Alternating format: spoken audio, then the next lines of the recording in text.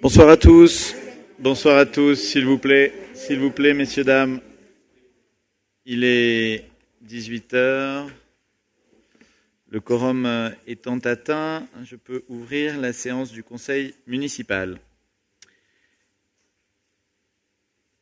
Madame Buille a donné procuration à Madame Chartrain, Monsieur Lestrade à Madame Larmitou, Monsieur Paul à Monsieur Hérault, Madame Spadil-Hérault à Madame Boiry. Je désigne Madame Chartrain comme secrétaire de séance. Je vous informe qu'il n'y a pas de questions diverses qui a été déposée. Je vous informe que le dernier procès-verbal a été mis en ligne sur le site internet de la commune dès le lendemain du conseil municipal du 17 juin dernier, c'est-à-dire le 18 juin. Et il a été envoyé à tous les membres du conseil municipal avec la convocation pour cette séance. Je vais donc commencer le déroulé de l'ordre du jour, et d'abord par l'administration générale. Je vais vous demander d'approuver le procès-verbal de la dernière séance du 7 juin. Est-ce qu'il y a des questions, des remarques sur ce point? Il y a des oppositions, des abstentions? Je vous remercie. Point adopté. Deuxième chapitre sur les ressources humaines, et le point numéro 2, c'est-à-dire la modification du tableau des effectifs, après avis de la commission administrative paritaire. Je donne la parole à M. Roucault. Il s'agit de la création de 10 postes suite aux avancements de grade de la dernière CAP du centre de gestion 65. Il s'agit aussi de la suppression de 16 postes, toujours suite à la CAP, et complétée par la fermeture de certains postes non pourvus et inutiles. Ce sujet a été débattu en commission RH et voté à l'unanimité. Y a-t-il des questions? Y a-t-il des oppositions? Des abstentions? Point adopté. Je vous remercie. Deuxième point concernant les ressources humaines, la prise en charge des frais liés au déplacement professionnel. Et je donne à nouveau la parole à M. Roucault. Donc ça concerne le remboursement de frais occasionnés par les agents, hébergement, transport et repas. C'est une revalorisation des forfaits.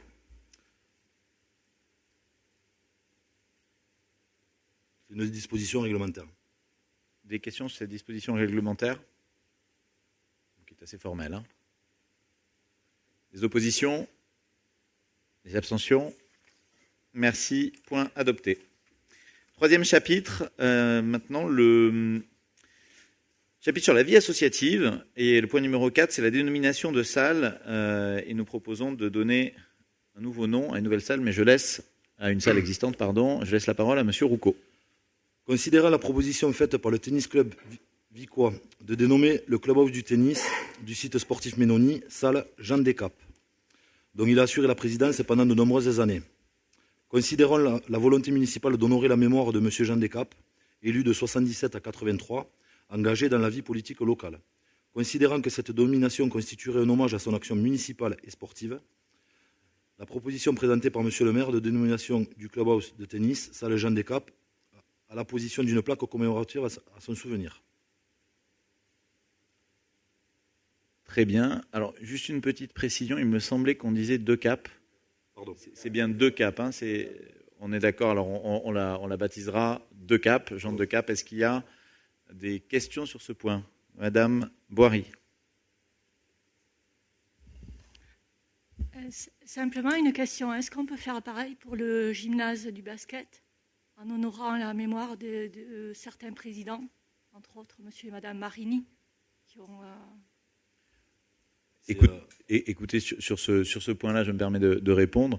On est bien entendu ouvert aux propositions. On souhaite qu'elles émanent plutôt du club en question, mais on regardera avec beaucoup d'ouverture et de bienveillance toute proposition qui ira dans ce sens. Est-ce qu'il y a des questions? Est-ce qu'il y a des oppositions? Des abstentions? Je vous remercie. Point suivant concernant l'attribution des subventions aux associations, et je donne une nouvelle et dernière fois, la parole à M. Roucault. Il s'agit du vote des subventions qui ont été débattues en commission sport, association et finances pour un total de 72 870 €. Les subventions complémentaires seront débattues cet automne. Est-ce qu'il y a des questions sur le tableau des subventions? Oui, Madame Larmitou. Je me permets effectivement une petite remarque dans la mesure où j'ai eu le privilège d'assister à une commission finances à laquelle nous avons effectivement abordé les dotations en subventions associatives et je retrouve sur le compte rendu qui nous a été fourni pour ce conseil un différentiel sur une dotation notamment sur une association, à savoir Mira, dans la mesure où, durant la commission finances, a été établi à de nombreuses reprises, par ailleurs, qu'il y avait effectivement des impératifs à fournir un budget prévisionnel et un compte administratif, et qu'en l'occurrence, en ce qui concerne cette association, ni l'un ni l'autre n'avait été fourni. Donc, il avait été évoqué tout simplement de différer un complément de subvention en fin d'année, mais de tracer effectivement l'absence de ces documents en diminuant la subvention. Oui, effectivement, vous avez raison sur l'historique des faits. Simplement, je veux dire que je veux rappeler le bon fonctionnement des différentes commissions. Donc, on a effectivement la commission des associations qui va justement s'occuper de cette répartition, cette ventilation. La commission des finances regarde l'enveloppe et peut regarder effectivement la répartition. S'il y a un point de divergence, il m'appartient de trancher, et j'ai tranché effectivement sur cette évolution de 800 à 1000 euros, je crois que c'est ça le passage de mémoire, tout simplement parce que malgré tout, compte tenu de l'historique de cette association qui a souvent remis les choses en temps et en heure, je n'aurais pas voulu que cette évolution négative soit mal interprétée. Voilà. C'est pour cela que j'ai tranché pour la stabilité. Est-ce qu'il y a d'autres questions? Est-ce qu'il y a des oppositions? Une opposition. Deux oppositions. D'accord, très bien. Alors, très bien. Des abstentions? Point adopté, je vous remercie. Point suivant, donc il s'agit d'un point référent à l'intercommunalité.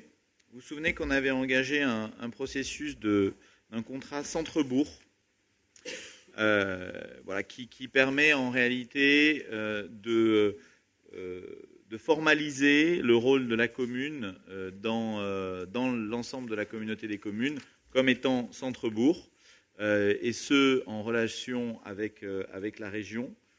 Et ça nous permet de pouvoir définir des actions prioritaires sur la période 2019-2021, notamment ce qui favorisera l'attribution d'aides financières, et notamment régionales. Donc là, l'idée, c'est de dire, voilà, Vic assume un rôle de centre-bourg, comme j'ai eu maintes fois l'occasion de le dire, et ce qui va dans le sens de ce qu'on a pu faire.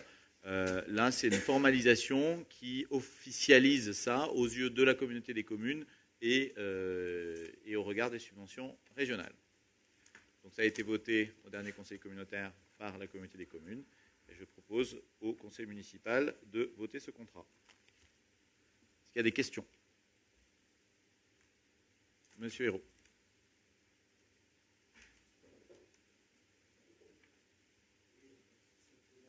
Sur le contrat Bourg-Centre, on est tout à fait d'accord. Si ça permet d'obtenir des subventions, on est tout à fait d'accord également. On regrette simplement le fait que aujourd'hui on nous propose un plan qui a été présenté effectivement au conseil communautaire la semaine dernière, qui passe aujourd'hui en conseil communal. Donc, il a déjà été voté en conseil communautaire. Voulez-vous bien parler plus près du micro parce qu'on vous entend pas. Pardon. Voilà, c'est bon. Donc, voilà. Donc, c'est la raison pour laquelle, même si on est d'accord sur le projet de façon globale, c'est sur la méthode qui nous est présentée que nous nous abstiendrons. Alors, je vous rappelle que ce dossier a été déposé à l'automne 2017. C'est un vieux dossier. Vieux dossier. Donc tout à fait connu. Y a-t-il d'autres remarques? Bien, y a-t-il des oppositions? Des abstentions? Point adopté. Je vous remercie. Le point suivant concerne la recomposition du conseil communautaire. Donc, vous savez qu'on doit se prononcer sur la composition du conseil communautaire l'année qui précède le renouvellement des conseils municipaux, et donc il y a des élections l'année prochaine, comme ça n'a échappé à personne. On a discuté avec le président de la communauté des communes sur quelles évolutions possibles, c'est-à-dire que soit on reste dans le droit commun, c'est-à-dire la répartition actuelle des sièges de conseillers communautaires, soit on peut la faire évoluer, mais que dans certaines proportions, et un logiciel permet de pouvoir analyser quelles sont ces proportions. Les proportions qui ont été proposées par ce logiciel d'évolution étaient toutes défavorables à Vic, parce qu'en fait, ce qui se passe, c'est que si les habitants de Vic sont sous-représentés par rapport aux toutes petites communes de la communauté des communes, ils sont quand même surreprésentés par rapport aux plus grosses des petites communes de la communauté des communes. Voilà. C'est simplement pour dire que, donc par exemple, si vous prenez une ville comme l'était Pujol, il doit y avoir à peu près 500 habitants, vous avez maintenant il va y en avoir 2, mais c'est Castelnau qui ne va plus y en avoir qu'un représentant au conseil communautaire, donc 1 pour 500. Nous, à Vic, avec 15, on en a plus que 1 pour 500. Donc ça doit être plutôt 1 pour 300, 350, je fais le calcul rapidement. En revanche, donc on est sous-représenté par rapport à une ville comme Pintac, qui a 24 habitants, je crois, qui elle a un conseiller pour 24 habitants. Donc on est défavorisé par rapport aux toutes petites communes, mais moins que le sont les plus grosses de ces petites communes. J'ai essayé d'être clair. Donc c'est pour ça que je vous propose de nous en tenir au droit commun. Est-ce qu'il y a des questions ? Est-ce qu'il y a des oppositions ? Des abstentions? Point adopté. Je vous remercie. Dernier point de l'ordre du jour, aménagement et cadre de vie, l'adhésion à la charte régionale, objectif zéro phyto. Je donne la parole à Madame Bajon et lui demande d'allumer son micro.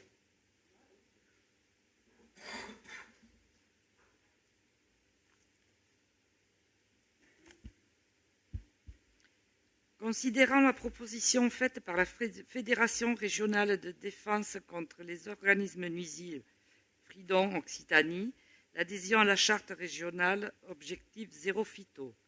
Considérant que les démarches sont engagées au niveau européen, directive cadre sur l'utilisation durable des pesticides, et au niveau national, plan éco-phyto, pour une réduction de l'usage des pesticides en zone agricole et non agricole.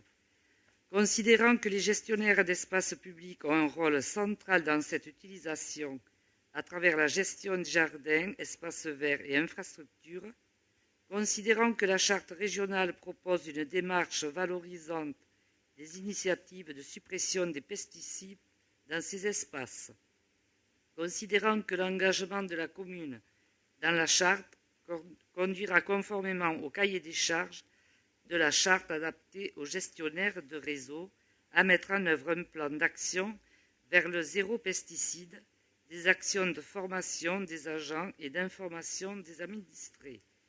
Il est proposé au conseil municipal d'adopter le cahier des charges et solliciter l'adhésion de la commune à la charte régionale zéro phyto et à s'engager en faveur de la réduction des pesticides. Y a-t-il des questions sur ce point qui va dans le sens de l'action que nous avons engagée depuis déjà plusieurs années? Pas de questions? Y a-t-il des oppositions au zéro phyto? Y a-t-il des abstentions au zéro phyto? Bien, le zéro phyto est adopté à l'unanimité. Il n'y a pas de questions diverses qui ont été déposées. Simplement vous dire 3 petites choses avant de clore ce conseil municipal. D'abord, adresser mes plus chaleureux remerciements à tous ceux élus et agents qui ont eu une attention à mon égard lors de mon deuil récent. Ensuite, vous dire que vous êtes tous les bienvenus sur le pot de départ qui aura lieu pour célébrer le départ et l'action de M. Berdery juste à la suite de ce conseil municipal dans quelques minutes. Et puis également souhaiter que le festival des tablés de vie, que j'espère tous vous voir, se passe dans les meilleures conditions. Voilà, je vous souhaite une excellente soirée et bonnes vacances.